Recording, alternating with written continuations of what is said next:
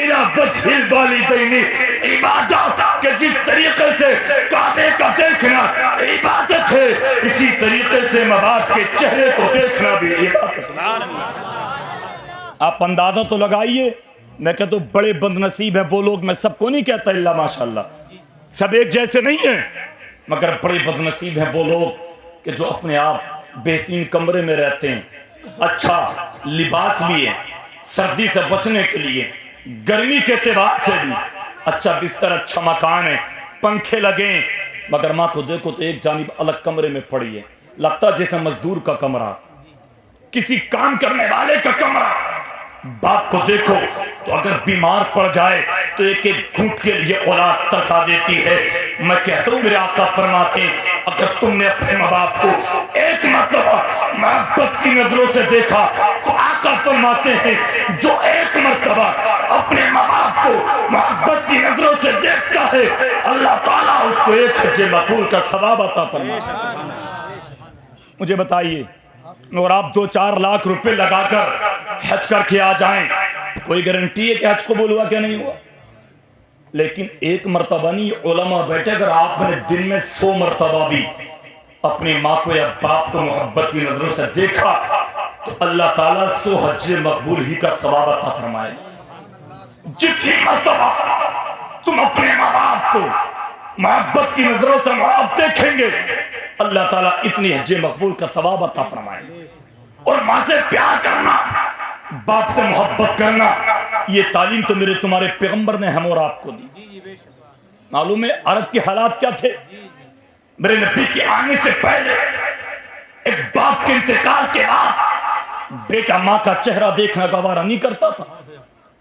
اگر صبح سے میرے کام پر نکلتا اور ماں کے چہرے پر نظر پڑ جاتی تو واپس پلٹ کر آ جاتا، کہتا اب کام پر نہیں جاؤں گا، میرا کام بگڑ جائے گا۔ کیوں بگڑ جائے گا؟ کہتا تھا میری نظر منحوس عورت کے چہرے پر پڑ گئی جس کے شوہر کا انتقال ہو گیا۔ مجھے بتائیے یہ حالات تھے اس وقت کے جب میرے تمہارے نبی نہیں آئے تھے۔ ایک بیٹا باپ کے انتقال کے بعد ماں کا چہرہ دیکھنا گوارا نہیں کرتا تھا، منحوس سمجھا کرتا تھا اپنی ماں کو۔ مجھے بتائیے انسانیت کا خون ہو چکا تھا یا نہیں؟ شرافت و تقدس کا جنازہ نکل چکا تھا نہیں؟ میرے آقا نے دنیا میں آ کر دیکھا کہ لوگ اپنے ماں کی عزت نہیں کرتے تو آقا کریم نے اپنی ماں سے پیار کرنے کے بعد پوری دنیا کو پیغام دے دیا کہ ماں بے عزتی کے لیے نہیں بلکہ ماں کو عزت کرنے کے لیے۔ اور یہ حدیث پاک بخاری شریف میں بھی ہے، مشکات شریف میں بھی ہے، ابو داؤد شریف میں بھی ہے۔ میں عربی نہ پڑھ کر مفہوم آپ تک پہنچا دوں۔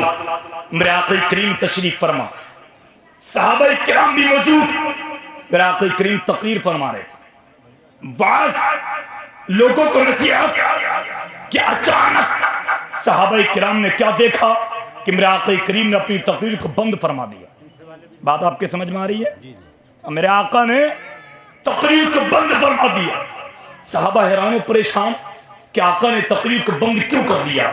مصطفیٰ ابھی تقریر کرتے کرتے کیوں رک گئے؟ جب صحابہ نے پیچھے مڑ کر کے دیکھا تو کیا دیکھتے ہیں؟ ایک کمزور عورت میرے آقا کی بارگاہ کی طرف چلی آ رہی ہے، ایک ضعیفہ، ایک ناتوا میرے نبی کی بارگاہ کی طرف چلی آ رہی ہے۔ اور اتنا ہی نہیں بلکہ صحابہ نے دیکھا جب وہ عورت میرے نبی کے قریب میں آئی تو میرے تمہارے پیغمبر آنے والی عورت کے استقبال کے لیے کھڑے ہو گئے، عورت کے لیے کھڑے ہو گئے مصطفیٰ۔ صحابہ حیران و پریشان کہ یہ تو وہ نبی ہے جس کے صدقے میں ساری کائنات کو پیدا کیا، یہ تو وہ پیغمبر ہے جس کے لیے ساری دنیا کھڑی ہوتی ہے۔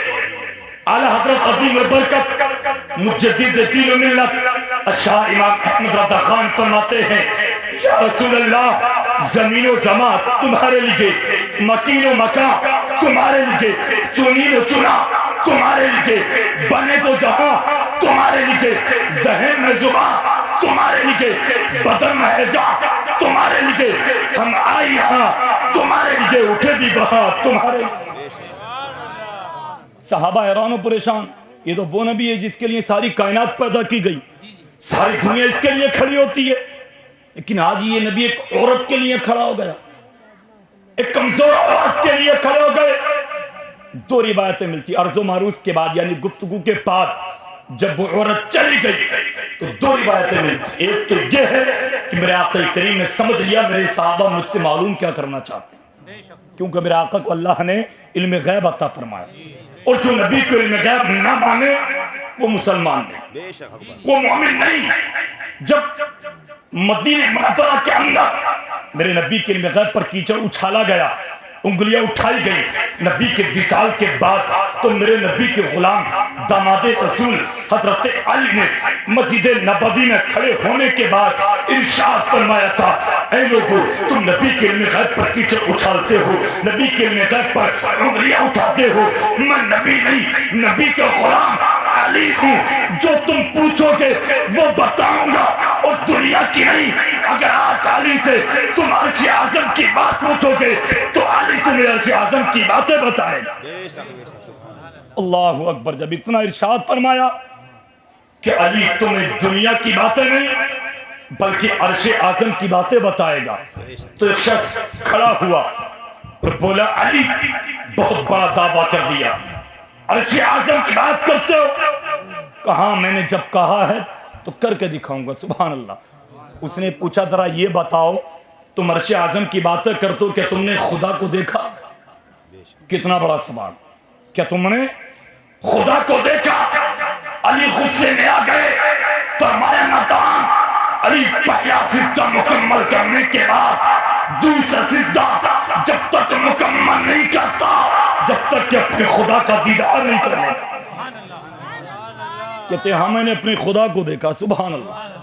اس لیے تو آقا نے فرمایا انا مدینۃ العلم وعلی بابها. آقا فرماتے میں علم کا شہر ہوں اور علی اس کا دروازہ.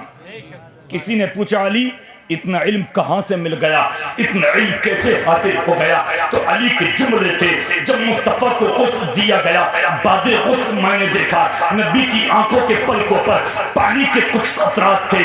میں نے محبت کے ساتھ اپنے آپ کو آگے کو بڑھایا، نبی کی آنکھوں کے پلکوں کے قریب گیا اور جو قطرات تھے ان کو چوس لیا، پی لیا. حضرت علی کہتے ہیں ان کا پینا تھا کہ پروردگار عالم نے میرے سینوں کو علم سے مالا مال فرما دیا. تو ایک تو روایت یہ ہے کہ مصطفیٰ نے جان لیا صحابہ پوچھنا کیا چاہتے ہیں.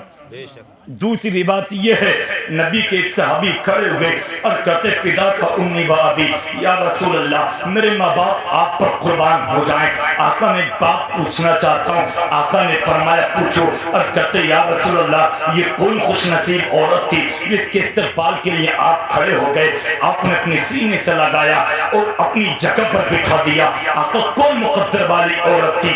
آج تک آپ کے لیے سب کھڑے ہوئے ہیں لیکن آج آپ ایک عورت کے لیے کھڑے ہو گئے. میرے آقا نے فرمایا اے میرے صحابہ تم جس کو کمزور بتا رہے ہو، ضعیف بتا رہے ہو، تم جاننا چاہتے ہو وہ کون عورت تھی؟ اور کرتے آقا ہم جاننا چاہتے. مصطفیٰ نے فرمایا یہ وہ خاتون تھی، وہ عورت تھی جس نے تمہارے نبی کو سینے سے لگا کر دودھ پلایا ہے، پالا ہے، پرورش کیا ہے. اسی عورت کا نام حضرت حلیمہ سعدیہ رضی اللہ تعالی عنہا ہے. ملک عرب کے لوگ سمجھ گئے کہ جب آمینہ کا بیٹا محمد کی محبت کرنے کا عالم دودھ پلانے والی ماں سے اتنا ہے تو جس ماں آمینہ نے پیدا کیا ہے اس ماں سے محبت کرنے کا عالم کیا ہو. نعرہ تکبیر، نعرہ رسالت، نعرہ اہل سنت، نعرہ تکبیر، نعرہ رسالت. سبحان اللہ، ماشاءاللہ. اب اندازہ تو لگائیے میرے نبی کتنی محبت کرتے ماں سے، اور اس ماں سے نہیں جس نے پیدا کیا، اس ماں سے جس نے دودھ پلایا، صرف پالا پرورش کیا. آپ قرآن تو پڑھیے، اٹھائیے قرآن کو. آج ہم قرآن کو پڑھتے نہیں، تاکوں کی زینت قرآن کو بنا دیا. اللہ فرماتا وَإِذْ أَخَذْنَا مِيثَاقَ بَنِي إِسْرَائِيلَ لَا تَعْبُدُونَ إِلَّا اللَّهَ وَبِالْوَالِدَيْنِ إِحْسَانًا. اللہ فرماتا یاد کرو جب ہم نے بنی اسرائیل سے عہد لیا کہ صرف اللہ کی عبادت کریں، اور فرمایا اپنے والدین کے ساتھ اچھا سلوک کریں. یہاں پر بھی پروردگار نے والدین کے ساتھ اچھا سلوک کرنے کا حکم کیا. حضرت عیسیٰ روح اللہ قرآن میں ذکر ہے وَبَرًّا بِوَالِدَتِي، حضرت عیسی اللہ کہتے ہیں اللہ رب العزت نے مجھے میری ماں کا فرما بردار بنا دیا. وبرم بوالدی، حضرت یحییٰ کہتے ہیں پروردگار نے مجھے میرے والدین کا فرما بردار بنا دیا. یار پیغمبر فخر کریں ماں باپ کا فرما بردار بننے پر.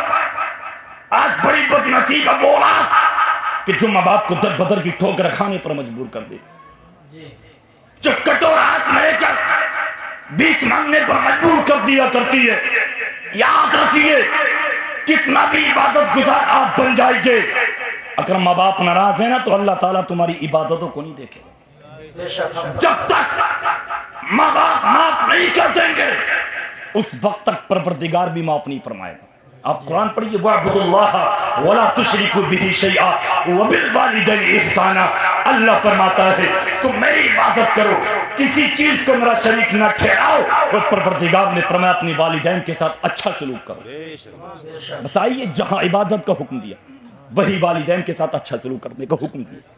آج نگاہوں پر غفلت کے پردے ڈال کر ہم زندگی کو گزارتے ہیں.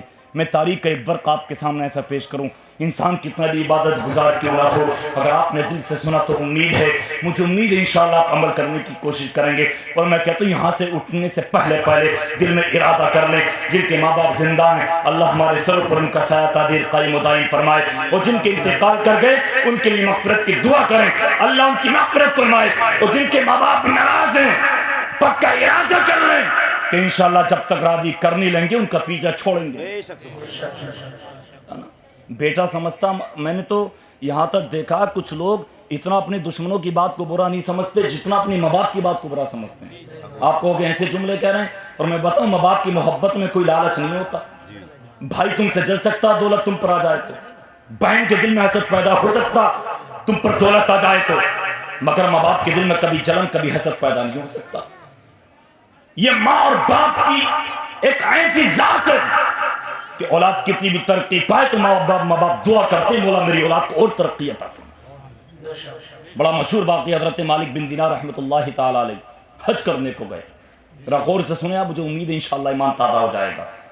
حج کرنے کو گئے، حج کی احکام ادا کیے، ادا کرنے کے بعد رات کے وقت میں پروردگار کی بارگاہ میں ہاتھ اٹھا کر عرض کرتے مولا بہت لوگ حج کو آئے، بہت لوگ آئے. پروردگار کیا تم نے سب کا حج قبول فرما لیا؟ سو گئے دعا کرتے کرتے. خواب میں کسی کہنے والے نے کہا مالک بن دینار اس سال حج کو تو بہت آئے ہیں مگر اللہ نے ایک کو چھوڑ کر سب کا حج قبول فرما لیا. ایک ایسا بندہ ہے پروردگار کا کہ جس کے حج کو پروردگار عالم نے قبول نہیں فرمایا، اور نام بھی بتا دیا گیا حضرت مالک بن دینار. اس کا نام محمد بن ہارون ہے، بلخ کا رہنے والا. اٹھے بیدار ہوئے حضرت مالک بن دینار، سوچنے لگے ارے وہ تو بڑا گناہگار ہوگا، بڑا سیاہ کار ہوگا، بڑا مجرم ہوگا کہ سب کا حج قبول ہو گیا اس کا نہیں ہوا. اٹھے بیدار ہوئے، دن نکلا، سوچتے ہیں اس سے ملاقات کروں، اس کو جا کر کے دیکھوں. پتہ کیا، تلاش کیا بلخ کے لوگوں کے خیمے کس جانب ہیں. تلاش کرتے کرتے پہنچے جہاں بلخ کے لوگوں کے خیمے تھے. ان سے کہا کہ تم یہ تو بتاؤ محمد بن ہارون کس کا نام ہے؟ لوگوں نے کہا وہ تو بڑا پرہیزگار ہے، بڑا تقویدار ہے، بڑا دیندار ہے، بڑا عبادت گزار ہے.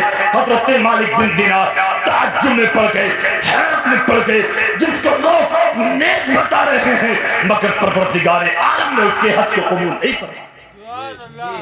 جب بات تعجب میں ڈال دینے والی ہے کہ نہیں ہے؟ لوگ کہہ رہے ہیں نیک پرہیزگار دیندار، اتنا ہی لوگ بولے مالک بن دینار اس کا خیمہ تو پہاڑ کی جانب الگ ہے، اس نے الگ گھر رکھا، اور آپ جا کر کے دیکھو گے تو وہ رب کی عبادت میں ملے گا، پیشانی جھکی ہوگی.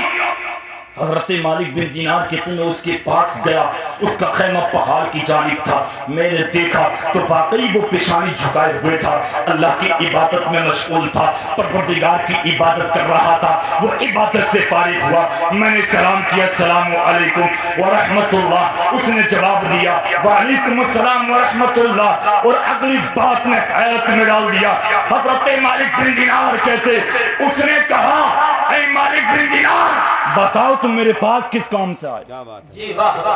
کہتے یار اس نے تو اور حیرت میں ڈال دیا، میں اس کو جانتا نہیں تھا، وہ مجھے نہیں جانتا تھا، میں نے کبھی اس کو نہیں دیکھا، اس نے مجھے کبھی نہیں دیکھا. کہتے میرا نام بھی بتا دیا. اے مالک بن دینار بتاؤ کس کام سے آئے. میں نے کہا یار بڑا عجیب بندہ, اتنا عبادت گزار, میرے نام کو بھی جانتا بن بتائے, مگر حج قبول نہیں ہوا. کہتے میں نے کہا بس یوں ہی آ گیا. 2-3 مرتبہ منع کیا. جب کہتے میں نے 2-3 مرتبہ منع کیا تو وہ بولا آنکھوں میں آنسو لا کر, اے مالک بن دینار کیا تم میرے پاس اس لیے نہیں آئے ہو کہ رات تم نے خواب میں نہیں دیکھا کہ اللہ تعالیٰ نے سب کا حج قبول فرما لیا مگر محمد بن ہارون کے حج کو قبول نہیں فرمایا. اللہ اکبر. کہتے حضرت مالک بن دینار اس نے تو اور تعجب میں ڈال دیا. عجیب بندہ, عجیب بندہ, نام کو بھی جانتا اور میرے خواب کو بھی جانتا اور حج بھی قبول نہیں ہوا. کیا بات ہے, بہت اچھا. تو مجھے تعجب میں ڈال دیا. میں نے کہا ہاں آیا تو اسی لیے ہوں, یہی بات تجھ سے پوچھنے کے لیے تیرا قبول کیوں نہیں ہوا. حضرت مالک بن دینار کہتے ہیں بہت رویا, روتے ہوئے کہا اس کے پیچھے ایک بہت بڑا راز ہے. کہا میں جاننا چاہتا ہوں وہ راز کیا ہے. حضرت مالک بن دینار سے محمد بن ہارون نے کہا تھا اے مالک بن دینار میں پہلی مرتبہ نہیں کئی مرتبہ حج کو آ چکا ہوں.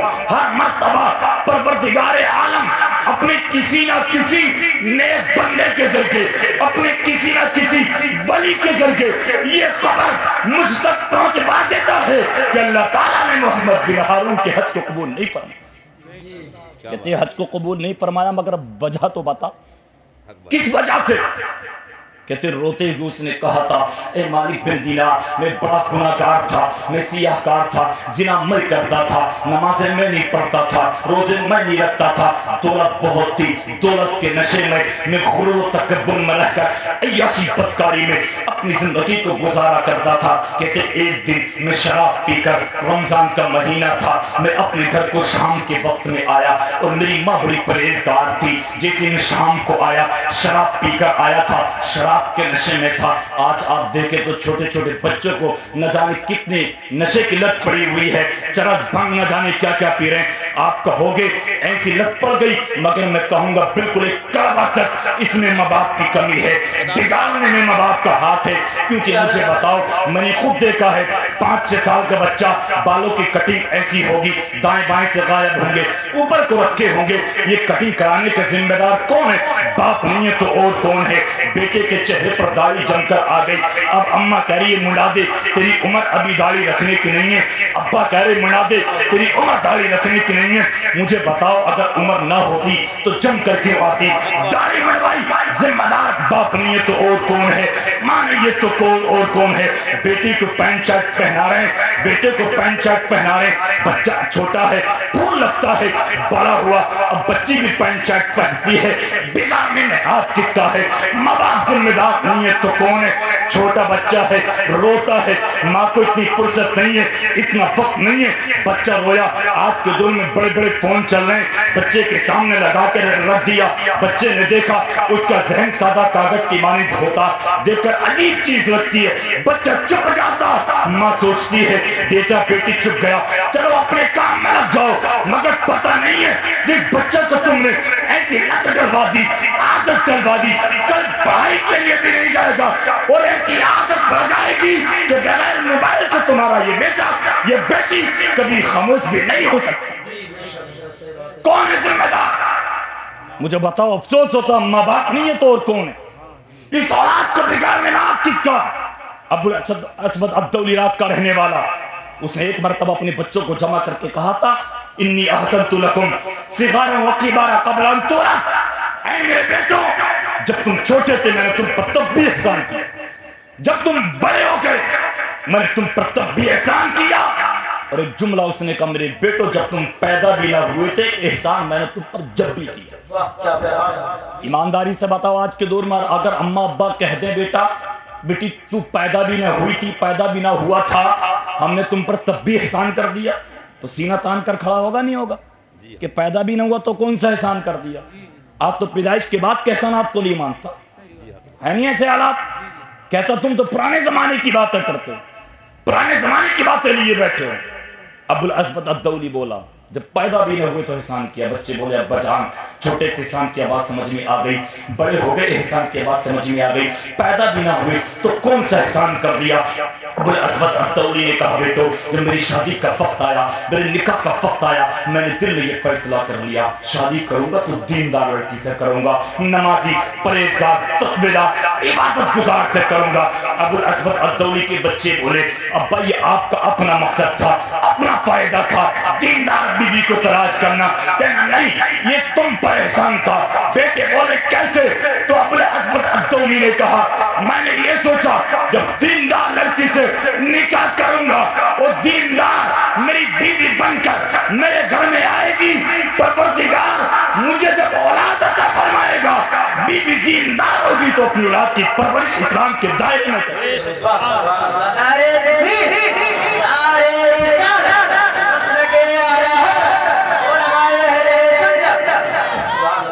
مجھے بتائیے وہی ماں تو اپنی اولاد کی پرورش اسلام کے دائرے میں کر سکتی ہے, خود دیندار ہوگی.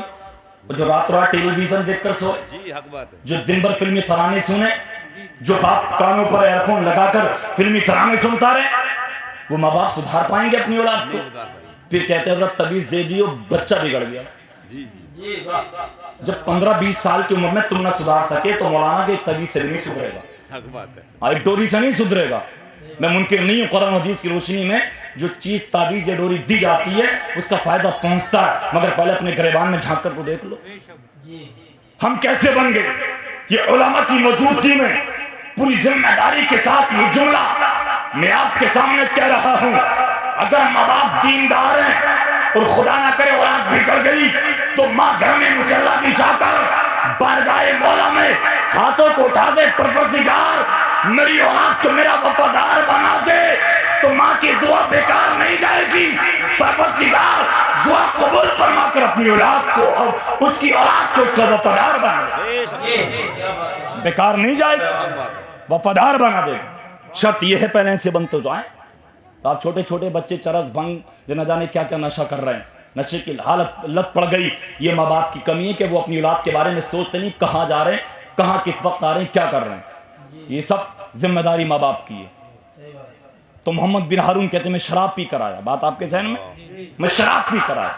شراب کے نشے میں شام کا وقت, رمضان کا مہینہ, میں نے ماں سے آ کر کھانا مانگا, ماں مجھے کھانا دے دے. کہتے میری ماں نے سمجھایا, مجھے ڈانٹا, کہ بیٹا اگر تو روزے نہیں رکھتا تو کم سے کم روزے داروں کا ادب تو کیا کر, رمضان کا ادب و احترام تو کیا کر, روزے داروں کا خیال تو کیا کر. بیٹا چھوڑ دے یہ غلط عادتیں, مت پی شراب, بن جا نمازی, بن جا روزے دار, غلط بچوں کے ساتھ مت جایا کر, غلط جگہوں پر مت بیٹھا کر. کہتے جب میری ماں نے مجھے ڈانٹا اور میری ماں نے سمجھایا تو ماں کے سمجھانے کو, ماں کی ڈانٹ کو میں برداشت نہیں کر سکا.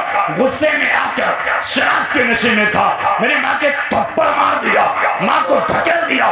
پیچھے تنور جل رہا تھا, میری ماں تنور میں گری, جل گئی, اور جل کر اسی وقت میری ماں کا انتقال ہو. ماں مر گئی, جل گئی ماں.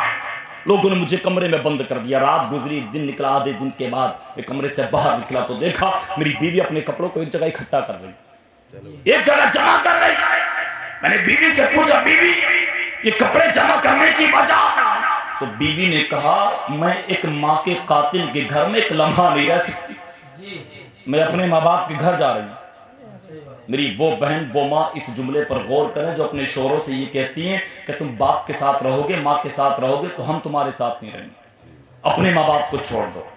وہ غور کریں, اس بیوی نے کہا میں ماں کے قاتل کے گھر میں کسی حال میں نہیں رہ سکتی, تم اپنی ماں کے وفادار نہیں, ماں کے قاتل ہو, اس لیے میں تمہیں چھوڑ کر جا رہی ہوں. حضرت مالک بن دینار سے محمد بن ہارون بلخی کہتے جب میں نے اتنا سنا ماں میرے ہاتھوں سے مر گئی, میں نے ماں کو قتل کر دیا, ڈھکیل دیا. کہتی اسی وقت مجھے بڑا افسوس ہوا. میں نے بیوی سے پوچھا بتا میں نے کون سے ہاتھ سے ڈھکیلا؟ بیوی نے بتایا کہ میں نے کلہاڑی کو اٹھایا, اسی وقت اپنے ہاتھ کو کاٹ دیا. حضرت مالک بن دینار کہتے میں نے جب نظر کیا تو ایک ہاتھ اس کا نہیں تھا, معذور تھا, باقی اپنے ہاتھ کو کاٹ چکا تھا. وہ کہتے ہیں اے مالک بن دینار اسی وقت میں نے اللہ کی بارگاہ میں سچی توبہ کر لی، شراب پینا چھوڑ دیا، زنا کرنا، عیاشی، بدکاری، مکاری، تمام گناہوں سے توبہ کر لی، نمازیں میں پڑھتا ہوں، روزے میں رکھتا ہوں، حج کرنے کے لیے میں آتا ہوں، میں نے جتنی دولت تھی سب اللہ اس کے رسول کی بارگاہ میں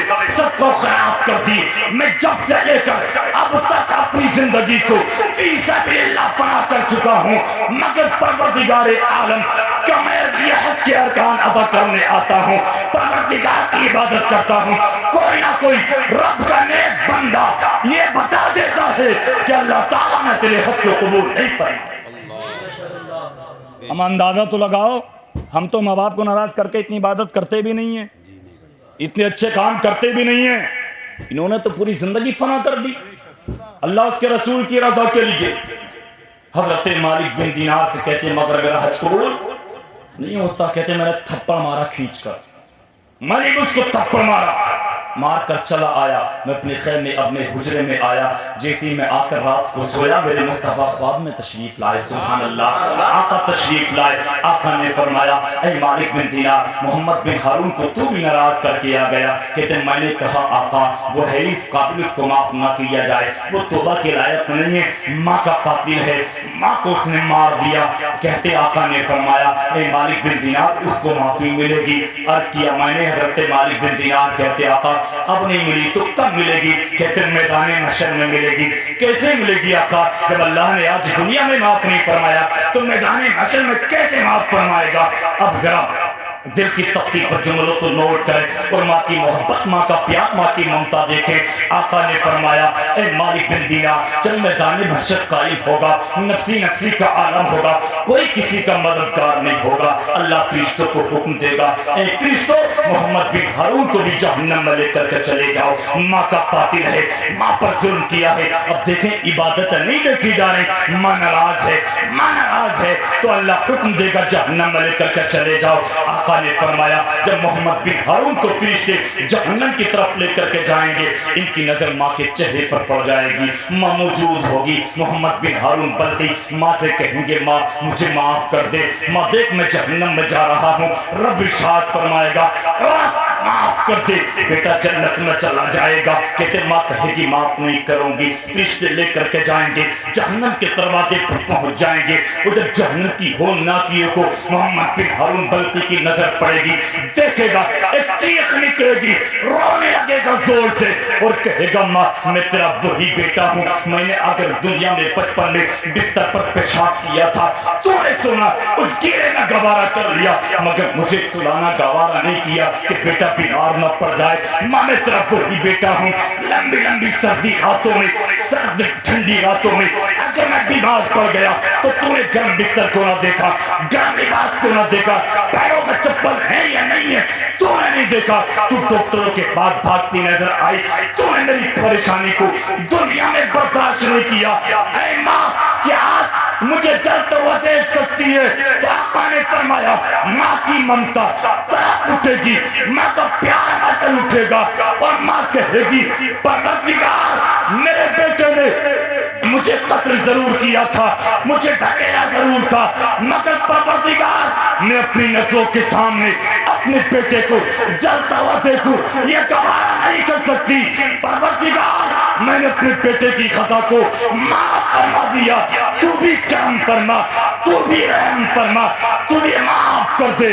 اللہ ارشاد فرمائے گا فرشتوں سے اے میرے فرشتوں اماں نے معاف کر دیا تو میں نے بھی معاف کر دیا، جاؤ اب جہنم میں نہیں بلکہ میرے بندے کو جنت کی طرف لے کر چلے۔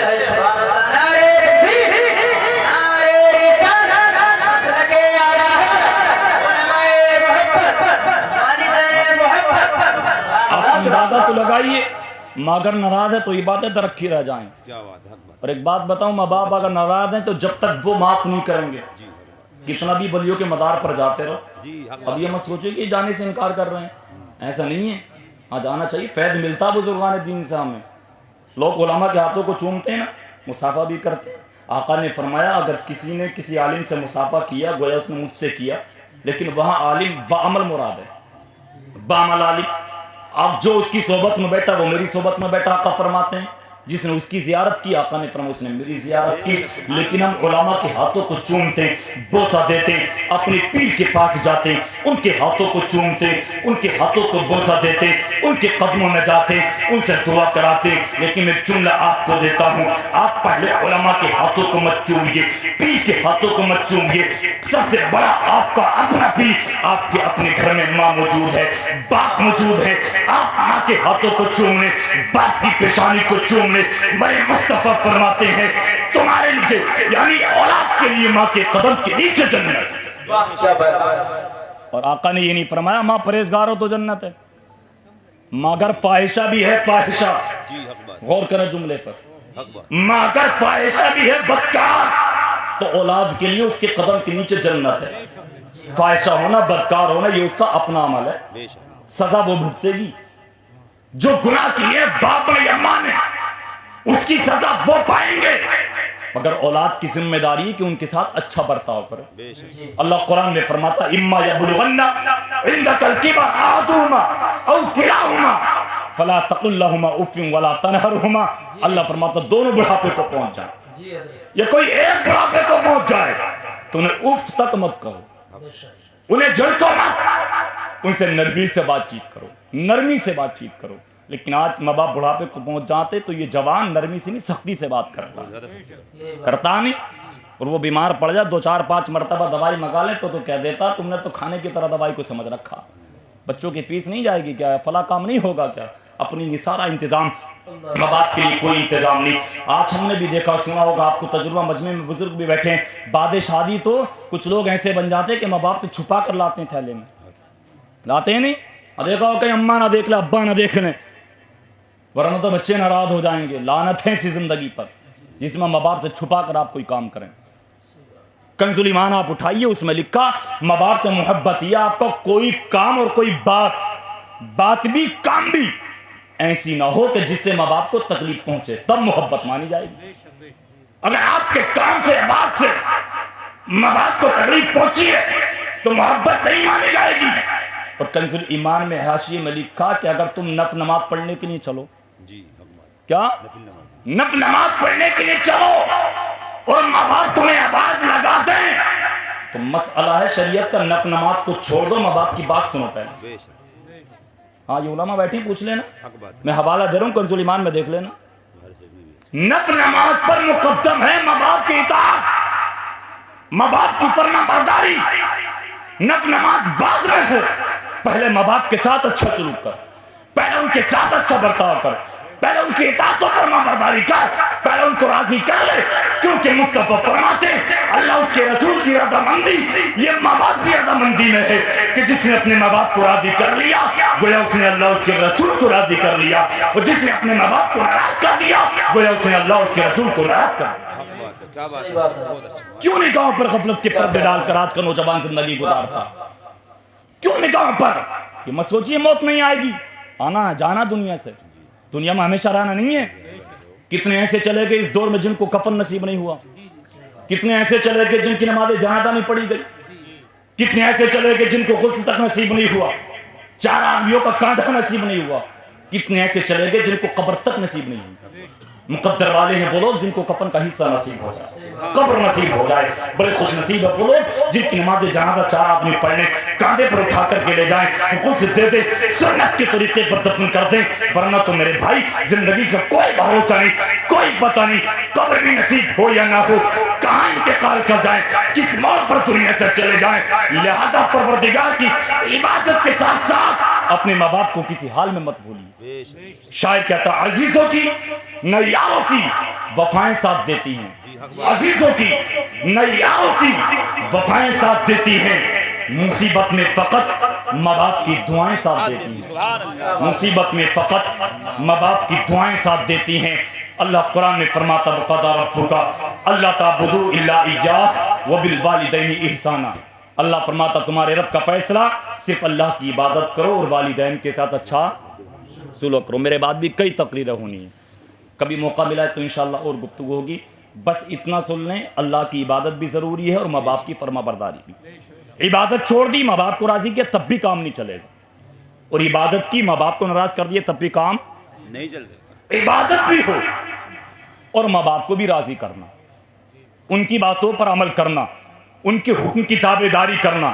ہاں اللہ نے قرآن میں ارشاد ضرور فرمایا وَإِن جَاهَدَاكَ عَلَىٰ أَن تُشْرِكَ بِي مَا لَيْسَ لَكَ بِهِ عِلْمٌ فَلَا تُطِعْهُمَا وَصَاحِبْهُمَا فِي الدُّنْيَا مَعْرُوفًا۔ اللہ فرماتا اگر وہ تم سے کوئی ایسا کام کرائیں، میرا شریک کسی کو ٹھہرائیں، یعنی میری ذات میں کسی دوسرے کو شریک ٹھہروائیں، تو اللہ فرماتا پھر ان کی مت مانو، یعنی خلاف شرع اگر ماں باپ کوئی کام کرائیں تو پھر ان کی بات کو مت ماننا، لیکن پروردگار پھر بھی فرماتا دنیا میں ان کے ساتھ بھلائی پھر بھی کرنا۔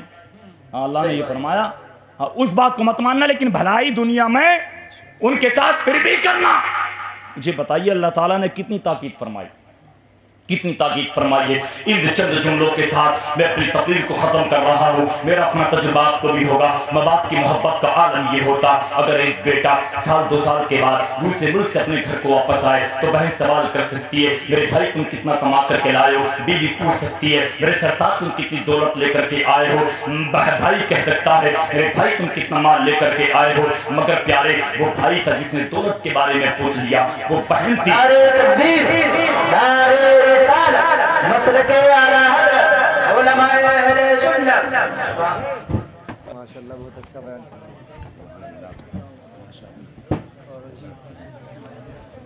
تو بہن سوال کر سکتی ہے، بھائی پوچھ سکتا، بیوی پوچھ سکتی ہے کتنی دولت لے کر کے آئے ہو، مگر ماں کی زبان سے باپ کی زبان سے یہ جملے کبھی نہیں نکلیں گے بیٹا تو کتنی دولت لے کر کے آیا، بیٹا تو کتنا پیسہ لے کر کے آیا۔ آپ تو ہوگے پھر تو ماں باپ کی زبان سے نکلنے والے پہلے جملے یہی ہوں گے میرے بیٹے تو خیریت سے واپس تو آ گیا ہے، میرے بیٹے تجھے سفر میں کوئی پریشانی تو نہ ہوئی، تجھے کسی نے ستایا تو نہ تھا۔ ہاں یہ ماں باپ کی محبت کا عالم ہے، جو اپنی اولاد سے پیار کرتے تو اس محبت میں کوئی لالچ نہیں ہوتا، بلکہ ماں باپ اپنی اولاد سے بغیر کسی لالچ کے محبت کرتے ہیں، بغیر کسی لالچ کے پیار کرتے ہیں۔ لہذا اولاد کو بھی چاہیے اپنے ماں باپ سے سچی محبت کریں۔ اور شادی کے موقع پر یہ جلسہ منعقد کیا گیا، میرا دل بہت خوش ہوا، ناچ گانے فلمی ڈراموں سے ان چیزوں سے بالکل بعد آ جائیے۔ اور مجھے لگا آپ کے یہاں ماشاءاللہ اچھا ماحول ہے نا، اچھا ماحول ہے، کیونکہ ورنہ تو لوگ 10-5 پہنچتے ہیں شادی کے جلسوں میں، ہاں ایسے ہی ہوتا، مگر اللہ کا کرم ہے آپ کافی لوگ ہیں، جتنے کافی ہیں۔ جلسہ شادی کا ہے، میں دعا کرتا ہوں اللہ تعالیٰ ہم سب کی حاضری کو قبول فرمائے۔ لیکن ایک اور بات، آپ بیٹا یا بیٹی جو بھی تلاش کریں، بیٹے کے لیے بیٹی یا بیٹی کے لیے بیٹا، دیندار تلاش کریں۔ کمی یہی ہو رہی ہے ہماری اور آپ کی کہ ہم دینداری نہیں دیکھ رہے، بس مالداری دیکھ رہے حق بات ہے۔ ہیں، دولت دیکھ رہے ہیں، اور کمی ایک طرف سے نہیں ہوتی، دونوں طرف سے۔ اگر کسی بیٹی والے سے بتاؤ فلاں جگہ رشتہ وہ دیندار ہیں تو اسے کہیں گے نوکری ہے نہیں ہے، ہاں اب نوکری نہیں ہے تو بولے ہم بھی نہیں کر رہے، بیٹی والے بھی خود نہیں کر رہے، کمی دونوں طرف سے۔ دونوں ایسے بن جائیے کہ دیندار تلاش کیجئے تو انشاءاللہ نکاح بالکل آسان ہو جائے گا۔ اور اللہ کی عبادت کیجئے، والدین کے ساتھ اچھا سلوک کیجئے۔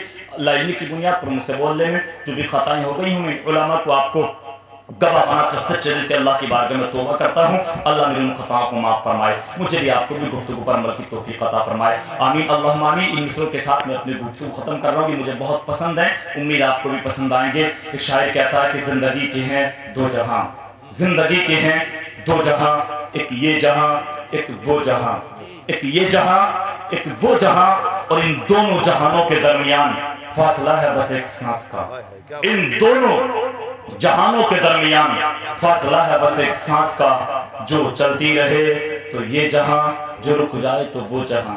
جب تک سانس چل رہی ہے دنیا رک گئی تو وہاں پہنچ جائیں گے، پھر کریں کیا، بڑا اچھا ذہن دیا شاعر کہتا سانسوں کی اس مالا میں رنگ بھر دو عشق رسول کا، سانسوں کی اس مالا میں رنگ بھر دو عشق رسول کا، سانسوں کی اس مالا میں موتی پرولو درود کا، پھر یہ جہاں کہ وہ جہاں، ساتھ ہوں گے محبوب دو جہاں، سبحان اللہ، ساتھ ہوں گے محبوب دو جہاں۔ اور جب وہ ساتھ ہوں گے تو بیڑا پار۔